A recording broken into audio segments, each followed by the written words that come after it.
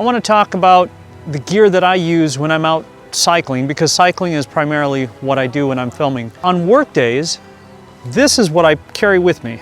It's almost always in my car, so if I see something I want to shoot, it's a Sony RX100 V. It shoots in 4K, plus it shoots at 120 frames a second, so it's an extremely versatile, wonderful camera. Shoots nice pictures. I think 20 megapixel sensor. It is awesome. It's quick, it's easy. And I just mounted these little tiny foam windscreens on here so that it blocks some of the noise when I'm out. But this is almost always with me. If you notice, I have a quick release here, and this is one of the quick releases from, so I'll get in close here. This is one of the quick releases from GoScope. If I'm out riding with a group, this is the setup I have found works the best for me. This is the setup I found when I'm out with the group. This is what I use.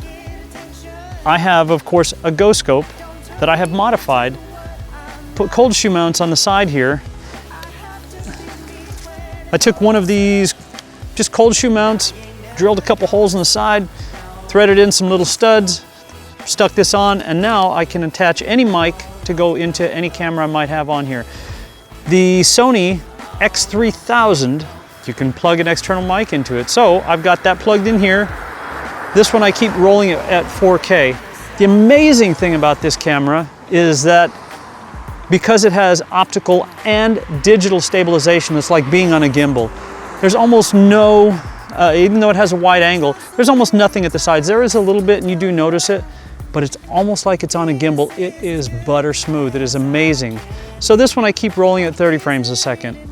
But this one, when I'm out with the group, I have quickly set on 120 frames a second so that as I'm riding, I can spin it, turn it on, and capture everyone at 120 frames a second. It's only 1080, but when you blow it up and slow it down to 20%, it is beautiful. So this is what I use when I'm out with the group. 4K, 1080, 30 frames a second, 120 frames a second. Well, why don't you just use your A6500 and switch between the two? I do that when I'm out filming, but as I'm riding and I'm trying to keep up with everyone, I don't have time to fiddle with any of that. So this does the job. And it's very, very lightweight. When I'm by myself, this is my camera of choice.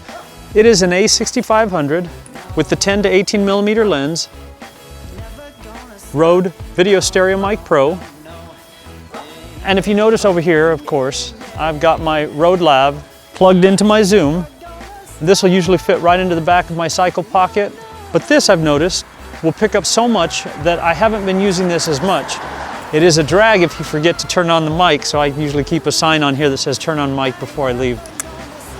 The other thing I carry when I'm cycling by myself in here is my DJI Mavic Pro, so that I can get aerial shots. This, I think, is one of the best cameras in the world right now. When they come up with one that shoots in 120 frames a second at 4K, true 4K, not consumer 4K, I'll go with that one. And just so you can see that camera, that is also a Sony that I have over there. That is an actual video camera.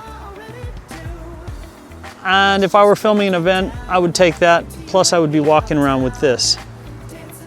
And the other thing I've modified for this camera when I'm out by myself, what I did down here is I glued in the end, since you can put a 1/4-20 threaded mount in here, I put some weights on there to counterbalance it so that when I'm out riding, I have a very even, balanced GoScope.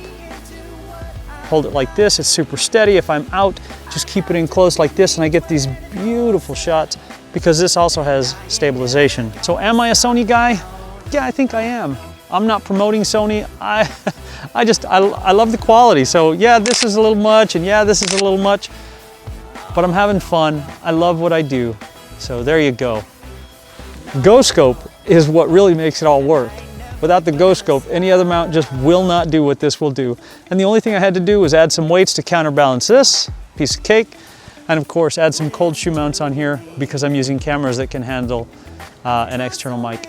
Again, thanks for watching. Go check out some of the videos. I've got links all over the place and I'll put some little circles up.